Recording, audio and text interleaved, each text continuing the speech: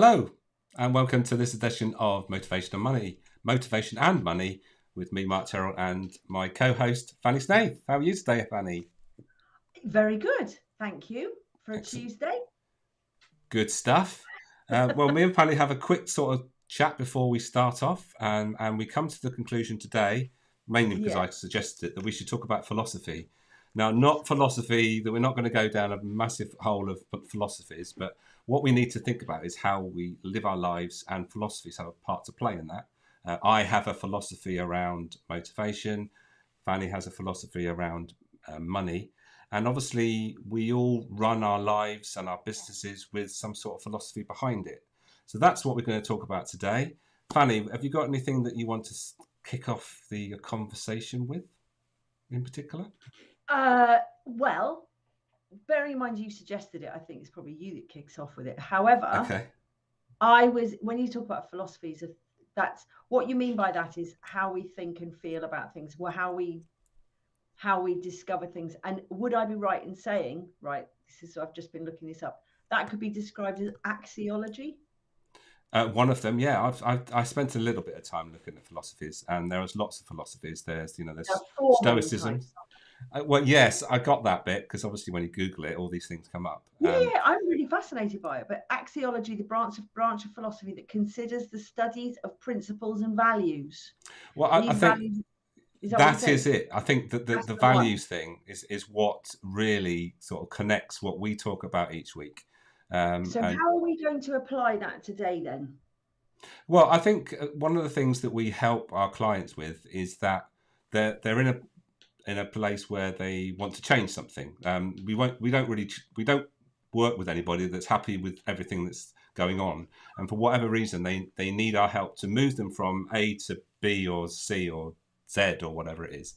Yeah. So one of the first things we've got to think about, and I think when we talk about values, and then we've got the characteristics and the way we do things behind that, is Yeah. what is it that we're not doing, and but also the things that we are doing. So there's two things here. What are we doing that's stopping us, and what are we not doing that's stopping us? Yeah. Yeah. Yeah. Interesting, actually, because what are we doing that's stopping us? What are we not doing that's stopping us? So when you were talking about that, I was reviewing the clients that I'm working with at the moment, Mm-hmm. and there's been a lot of focus at the moment on all of them really on practical finance. Mm-hmm. So about what we physically doing stuff. So we can spend hours going through all the mindset of money, which is really important because it's generally the mindset that is the blocker that actually stops us from doing whatever it is that we're doing. But it's in the back of their mind, obviously, that they know that they need to do this stuff. Mm-hmm. But there's some kind of thoughts within them and maybe their own philosophies that actually stop them from doing that. Yeah. But what was quite interesting is that I've been really taking a deep dive with them, possibly more than I have done actually in a while, because some of the clients I've had have been quite good at doing, once they've been sort of like funneled into getting to do their money map and stuff, they've been quite good at doing it. But at the moment, there's a lot of hand holding going and I'm really enjoying it. And it's really what's happening with the clients is that it's really getting them to question their values and thoughts about how they've been living their lives. Yeah. Don't know, just say. I'm going to say at this point, there's a great video, and I'll share it in the comments when we finished. I can't do it just at the moment, although I probably could actually, but I won't because it'll distract me. Called "The Science of Character." There's a video out there. It's 8 minutes, I think, Called and what? the The science of science of character. character. Okay, cool. And really, what it talks about in that video is about the positive psychology, about the character traits that we used to be taught at school, but because of other things that come into the curriculum, teaching of character is now not done in our schools. It's when we What do used you to mean be by taught that? a religion at school, that was very much based around, you know, character and all those sort of things. But now, obviously, in the UK, that doesn't happen. So when you think about character traits, then we need to think about which ones that we need to develop to get the things that we want in our life. So this sort of links in with philosophies of, you've talked about Buddhism in previous episodes. Stoicism comes to mind, on all these sort of philosophies, which are backed up by character traits and developing character. Yeah. So does that include things, do you think, like courage? Yes, definitely. Because I think courage is a huge one for us to, because if you've got courage, you're going to give stuff a go, right? Yeah, definitely. And then on the back of that, you need a bit of perseverance and grit to keep going when the going gets tough. Because we've talked about this, is that especially in business, is that what keeps you going? What's the motivation that keeps you going, or what is it that drives you and keeps you doing the things you want to do when it would be easier to sort of say, oh, let's go and do something a lot easier, something that's not quite so difficult. And actually, we do tend to live in quite a sort of throwaway society too, don't we? Which I don't just mean about physical stuff, even though that seems to be changing, which is just great. But with relationships too. Mm-hmm. You've only got to look at the divorce rate for that. Yeah, well, I think it's about that throwaway thing. I'll try something new. I want the quick fix. I want to do something that gives me results quickly. All those things, we're used to getting things very quickly. So back in the day, now I know I'm a bit older than you, Fanny, but I remember there was only 4 channels when I went to school. You are, I think I'm older than you are, actually. Really, there you go then. So, when we went to school, there was 4 channels, and we had to watch. We had to watch the channel when it was on live, and if we missed it, we weren't going to watch it again unless we had a tape recorder, a video recorder, which was a big investment, wasn't it? If our parents they didn't exist in the beginning. Well, that took a while for them to come in, but if we missed it, that was it. But now you don't miss anything, because you can either record it, you can catch it up. It's somewhere, you can find it somewhere to watch, because you never miss out. And now even you don't have to wait for the series to come out. You can watch it and binge watch it on the day one. So we're used to that. Have it now. I want it now. I don't want to wait. I don't want to wait till the next week. I'll do it all in one go. And I think when we come back to when we're running a business, that's one of the things that we need to learn, is that we can't have everything straight away. We've got to understand the steps that we've got to take. And if we skip some steps, sometimes that means that we will have to learn those lessons later on. I'm a sort of a believer in that. Excuse me. So the word that's coming up for me right now is commitment. Mm-hmm. The other thing that's coming up for me right now is how important it is to enjoy the journey, not just look to the destination. Yeah.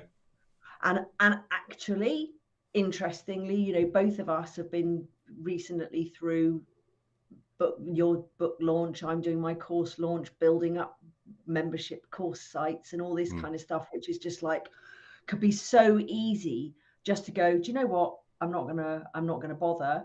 But actually, as you're traveling through, I made the point when I was like nearly in tears yesterday, trying to get something sorted out. I physically said, no, stop. You've done all this personal development. Use it. This is the time to use it now, Fanny. Had a little voice tapping inside my head. It said, just stop for a minute, turn around and look at what you've achieved in the last couple of weeks. Yeah. And that's that thing, isn't it? Getting halfway up the mountain and stopping and turning around and going, it's okay. We're making progress. It's really important. It's focusing on what you've achieved and how far you've come, and not getting fixated on how far you've still got to go. And that's part of the motivation, right? Motivation will keep you going, but if the prize is something that you really want, it will keep you going, won't it? But if the prize at the end is something that you don't really value, then it's more likely that you will fall off and not carry on. It's when you've got that drive that keeps you going for whatever reason it is. If you've got, whether it's purpose driven, whether it's money driven, whether it's whatever it is, if you're clear on what that is and you know what it's going to give you when you get there, then you're going to keep going. But if it's just but when I get there, so what? I'm just going to be able to do whatever it is, and it's not really going to add to anything else. It's not really going to be that meaningful. It's not going to be. I'm not linking it to something that's going to be life changing or anything, and that's when it gets tough, or we're likely to actually throw in the towel and not really go that far. So it's when people talk about purpose in business, I think people get far too philosophical, and we're not talking about philosophy today. As long as we know what the purpose is and it's right for us, that's all that really matters. You know, we don't have to have a business that changes the world. All we've got to do is have a business that has a purpose for us, keeps us going, and gets us up in the morning. And we know why it gets us up in the morning. That's the key. I like that, actually, because I think it's very easy to hang out in places on social media whereby if you're not changing the world, then you're inadequate. And actually, we don't all need to change the world. And it's very age related as well. You know? I mean, I'm 23 now. So it may be that I don't want to do anything, do too much. I'm not saying that I'm old and decrepit or anything like that by any stretch of the imagination. I certainly don't behave like that. But, we all have our own reasons. Yeah, starting with our why isn't, well, there you go, Simon Sinek, eh? Yeah, exactly. And I think people get misled in regards to this big why. You know, you don't have to have a big why. As long as it matters to you and you know why you're doing what you're doing and it's connected to something, that's what keeps you going, especially when things are getting tough. Yeah. You know, and like, you know, when you're launching something like you're doing at the moment with your course and with the book and all the other stuff that I've been doing the last few months, you know, there are times when you think, I wish I didn't have to do this. And it's mainly around marketing. You just wish things would just happen. But you know that if you don't do it, you'll regret it because you think, oh, I should put more effort in. And also the thing that keeps you doing it is there is a drive that I want to, you know, I've got an important message, or I want to connect with certain people that I want them to be able to read the book, or I want them to change their attitude to money because I know it would change their life and all that sort of stuff. But that's the purpose, isn't it? That's that deeper difference you're going to make. That difference you're going to make, and the outcome that you're working towards is important. Yeah, no, that is really important. So for person sitting there listening to us right now, what do we do to motivate, help them right now, this second? How do we get them to question what's going on with them? Okay, so I started this off talking about philosophy. So the first thing I'd say is think about the philosophy you live by, and how that fits in with what you do. So there's obviously lots of elements to that. And what do you actually working towards? What's important to you? What are the things that you want in your life that you are actively seeking? And then think about the actions you take to make them those things happen. And are you actually doing conscious things to make those things happen?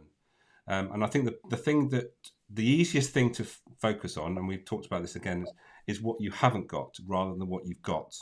Because it's difficult to set goals around what you want. More difficult, I should suggest, because you start thinking about, well, do I deserve it? Whereas if you're moving away from something again, like we talked about in the last episode, is understanding what is it you're not getting at the moment that would enhance your life or your business, and what do I need to get it? And sometimes those things can be quite simple tweaks in what we're doing, which sort of goes back to our philosophy of how we do things, just by looking at things a little bit differently. So one of the things that I tell my clients around, especially if they have obviously if they have a team, but it's actually noticing when people do things that are right, and if you're not doing that, if all you're doing is catching people doing things wrong, then the people tend to then switch off eventually because they just don't feel as if you're noticing the good in them. They're just, all you're doing is trying to catch them out and tell them when they're doing something wrong, but the other stuff that they do right is taken for granted.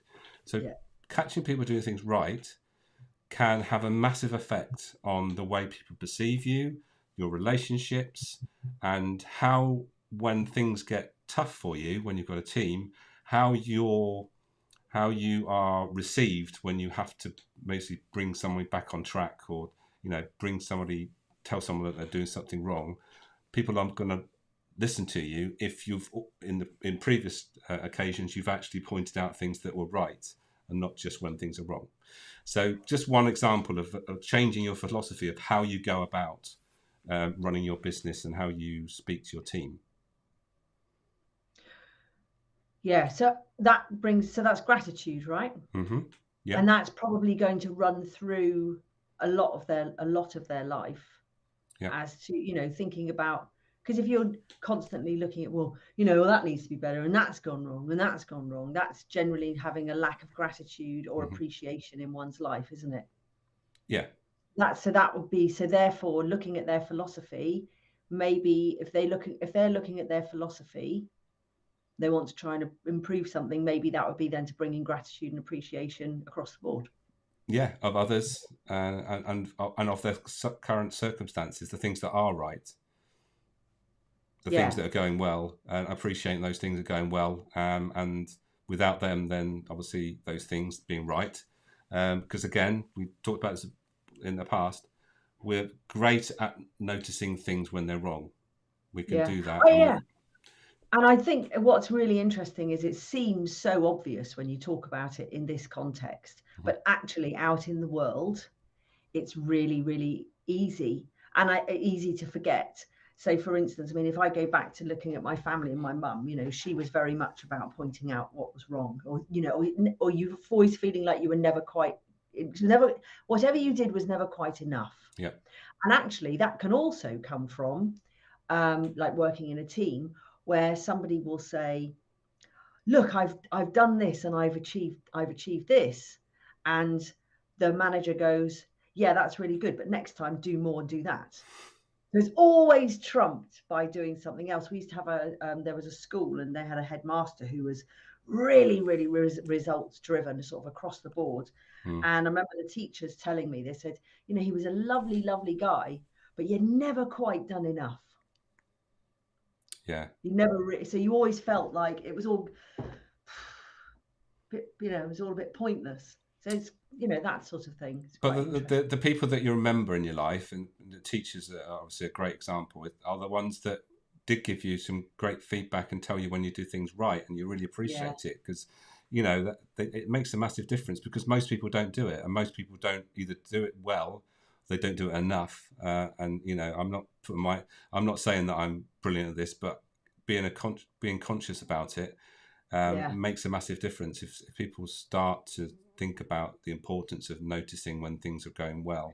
I mean, it's like I've just started working with an apprentice, and she put a post out on Instagram the other day, and it was like, she put this picture of this elephant, which I used, had it in my library, because we talk about money being the elephant in the room.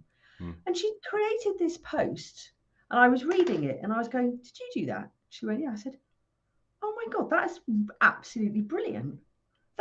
She was writing about how long it took, about elephants' trunks, and how close they were with their mother, and how they communicate and stay in the herd. And it was all totally relevant, and all this kind of stuff. I just went, oh my God, that's brilliant. I just saw this amazing beam of smile, big smile came across her face. Yeah. And it was fantastic. I was going, yeah, absolutely brilliant. And it's really important to appreciate people, to keep them motivated. Well, yeah, it's those little things, isn't it? And that just noting that little bit of creativity. I mean, if you think about the way our society is set up, and particularly in education, we don't get an awful lot of feedback or with regards to our creativity. It's about conforming, making sure that we, do the tests and make sure that certain things are up to scratch. But if we do something that's a little bit creative, there's no real reward for that. You can say, well, we do art, but being creative is not just about being artistic. There's lots of things. Creativity is about solving problems and doing things that you do things in a way that maybe nobody have done before.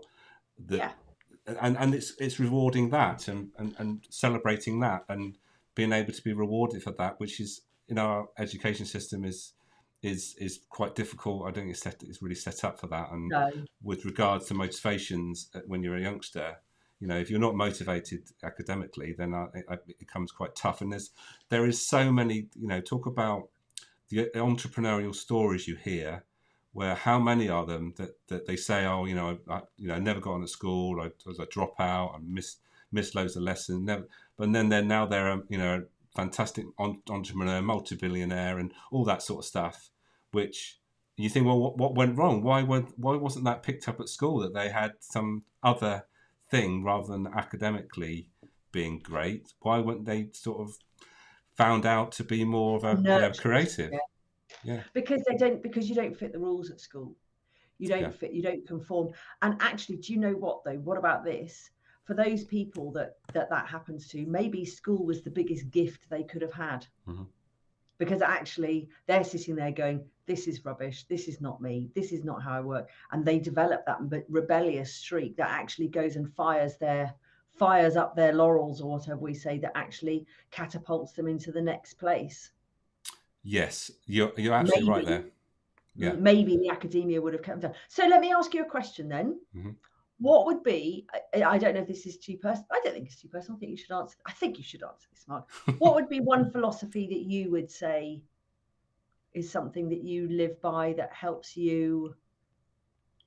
Well, linked to what we just talked about, always look for the good in people, even if they are, acting in a way that is completely against your values. Because what I always say to people is, there's something that's led them to behave like that, and we don't know what it is. It's a bit like walk in their shoes before you start criticizing them and all that sort of stuff. So that's part of one of my philosophies is don't judge someone until you know the story behind what's going on. Do you know what? That's one of mine too. When I listen to my daughters slagging people off or doing whatever, I go, yeah, but you don't know where they're coming from. Exactly. You don't know what their parents have been saying to them for the last 15 years. You don't know anything about this stuff. Yeah, we're all brought up in our own way by our parents, and then we become parents, and we bring up our kids the way that we see fit, and we adapt.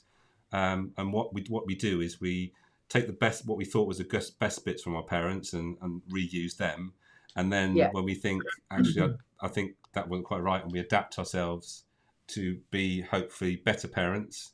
But then who's to say that's better? It's just our way of seeing the world. So and also even if you do, from my experience as well, I sort of think, right, so I'm not going to do that, I'm not going to do this, I'm not going to do that, I don't want to be like that, I don't want to be like that, right? And you follow all that, but you can bet your bottom dollar that one of your children is going to go, do you know what, you used to do this, and you go, oh my god, that didn't even come on my radar. Yeah, didn't even think about that one. Well, you've only had a certain amount of influence, haven't you? I mean, there have got other influences, and even more than one. And we've had in the past. They've got social media and all the other pressures that go on with regards to that. So, but going back to the philosophy thing, it all links into how we lead our lives. How we've been influenced with our education, our parents, all the other things lead to whether the philosophy is the right words. Some people might say it's not really philosophy, but whatever the right word is, we have a way of running our lives, leading our lives, that for whatever reason we do it that way. But what we need to think about is what's not working for us, so that we can adapt that philosophy, learn from others, so that we get better outcomes, the outcomes that we really want. And that's where sort of my idea about philosophy fits in. I think it's interesting though, because I think sometimes we can have a philosophy, or like, for instance, we can read a lot of information and we can go, yes, that's right. Yes, that's what I agree with this. And yes, that's definitely me. And then we go off and we do something completely different. Or, we, like, for instance, we all know that we're supposed to lead fit and healthy lives and get exercise and all that kind of stuff. And yet sometimes we get trapped into a cycle of not respecting ourselves, not caring for ourselves in the way that we should, even though our philosophy is saying this. So where's the mismatch there then, do you think, Mark? I mean, I've got my theories, but where's the mismatch then, where we know the philosophy that we would like to live by, but actually we're not really doing it? I think it comes back to that short-termism rather than long-term things, because we get quick fixes, don't we? So when we're feeling a bit down, and although we've committed to ourselves to be healthier and eat less biscuits and cakes and do more exercise, when we're feeling a bit sort of sorry for ourselves and things aren't going quite so well, we want some sort of quick fix, and so we reach out for those things that make us feel a bit better about ourselves. We've rewarded ourselves for something. I think that's got something to do with why we don't sort of stick to something, because we can't feel the difference things are making. We can't actually measure things. So I just thought about something with regards to fitness though. What I use with regards to fitness is I measure when I go to a fitness class by using a MyZone app, which gives me feedback to show that I'm making progress. So when we are setting ourselves a target and we want to go somewhere, and we want to sort of encourage new habits, what we need to try and do is give ourselves some sort of check-in with how we're progressing that we can measure. So the way that the MyZone thing works is that when I do activity, it gives me points for that. It tells me what points I need each month. And when I get to the end of every month, if I've done that amount, it gives me a nice little reward to say, congratulations, you've done the recommended amount this month, which tells me that I'm on the right track. It gives me that I'm doing enough. I'm doing something that's actually hitting the mark. So I think when people fall off from, particularly when they're doing things that like fitness things, it's because they don't feel they're making enough progress. They don't feel as if it's making the progress that they want to, or there's nothing to show, or they're not slimmer, they've not lost weight, but they're not getting the feedback that they need. In other words, pensive Fanny. Yeah, maybe. I think it's a mixture of the both. I think that, and I go on about it just after having listened to a lot of stuff from this guy Jim Fortin, who I now consider a mentor, and it's about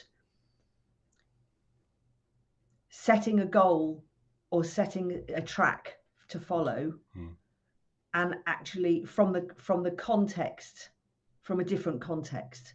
So if you are, the fitness thing is always a good thing to go by, right? Because it's quite an easy one to go with. So for you, you've got your little thing, but there's a commitment in your brain that is telling you that you're going to do this. The question I have is, what happens to those people who give up halfway through? I mean, you're not giving up because this app seems to be working for you, but that doesn't happen to everybody. So for those people who go in all gung-ho, and then a couple of weeks later, it's raining, and I think the two things is, firstly, the goal that you are moving towards isn't clear enough. So to lose weight isn't a goal. No, you need an actual weight. You need an actual weight, but also what happens when you reach that weight? What do you suddenly stop? So maybe a better goal is to be fitter so that I can do something, or so it's a more of a wider sort of, I want to be able to do this, and if I don't get to that weight, then I won't ever be able to do this. So I think that's one thing, being clear about the actual outcome you're working towards, and also getting little milestones along the way, which is what the MyZone stuff does for me, is that you're making progress, even though it might not appear that you are. Then you know that you're going in the right direction, and someone or some gadget is telling you that. So, but what's your philosophy behind all that then? So it's a feedback thing. Driving that. No, but what's driving you? What's the no? Because you have to go back. I think you have to go back a further step. What's the philosophy that's driving you to do the whole thing in the first place? What to exercise? Yeah. The philosophy is that I believe it's something that we must do. If you don't do it, then I know what happens. You just get sluggish and you feel better for it. So it's no more than that I know that we all need to move more. So and making sure that, or making myself do it when there's other options, those things just make me do it because I know that I need to get to that points total at the end of every Mm, month. yeah. So it's stop us I falling off think the with all wagon, as it the were. I think with all the philosophies that we all have going around in our heads, it's sometimes quite difficult to spin all the plates at the same time, isn't it? Yeah, So I guess having a what do they call it? Sort of pillars yeah. of guiding principles. Exactly, and I was going to say that because what we need to do is we've got to have our own philosophy so that we can understand it and it's not too complicated. Yeah, And one of the things we do is take out the complications because there is no shortage of information out there. We can get information on everything we want to. My job and your job when we're coaching our clients is to distill the information that's important and make sure certain things must be done, and disregard things that are unimportant. That's our role, is to focus on the yeah. things that are important and not get distracted by things that are quite easily can take us off track. So And when our mind wanders, like for instance, again, I was talking to a client. He sent me a message today, and he just goes, "Oh my God, I just feel like I've completely gone off the rails. I'm having a look at how much I spent on this, and it's an enormous sum of money, and I just feel like, this is all, it's just hopeless." And this, and I went, "What do you mean? What do you mean? You coming feeling like you're going off the rails. No, you're coming onto the rails. You're not going off, you're coming on because you've got to the place of awareness. So you're right, actually finding yeah, out what's happened, so that now you can actually start living by the principles. You're saying you want to achieve this financially, but you've been living this other life. mm, You're actually bringing everything back into line." You sort of yeah, went, "Oh yeah, oh yeah." So this is like a boon, right?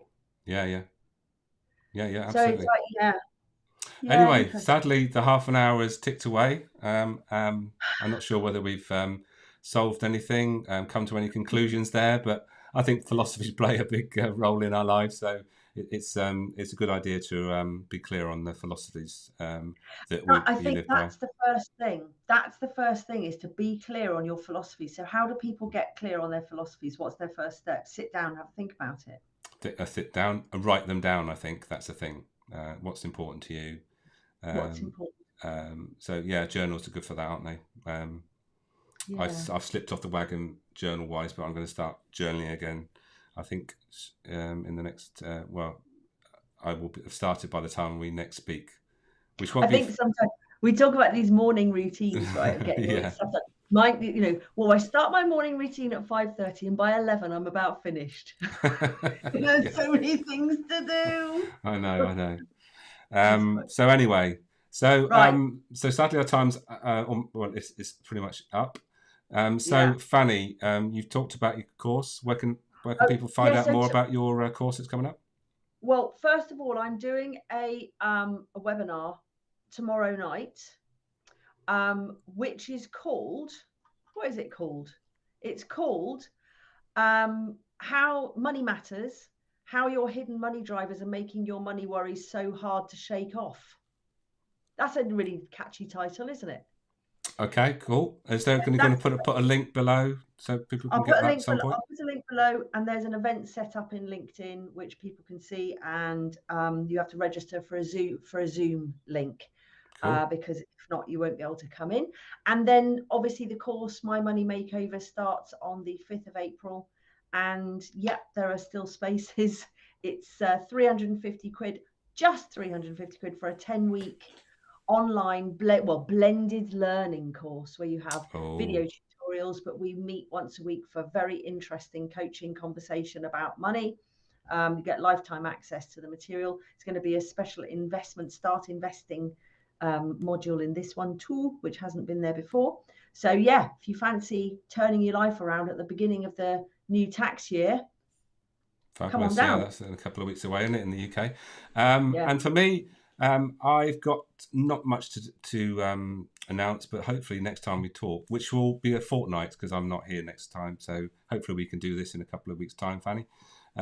Which I'll be talking about something that's in the pipeline, and I'll be Yeah. sharing that on the back of my book. And obviously, you can buy my book either from my website or from Amazon, which is Motivated. And that would be fabulous if you'd like to read I that book. usually show it, but it's not And here. also, if you catch this and you've read the book, then a Amazon review would be marvellous. That would be super duper. So thank you, Fanny, for a great conversation as always. And I hope you have a great couple of weeks, and hopefully we'll be back here in a couple of weeks' time when I'm back. And until then, everyone, if you catch this on a replay, then please leave some comments. We'd love to hear from you. But until the next time, ta-ra for now. And see you then. For now. Yeah, take care. Bye-bye, everyone.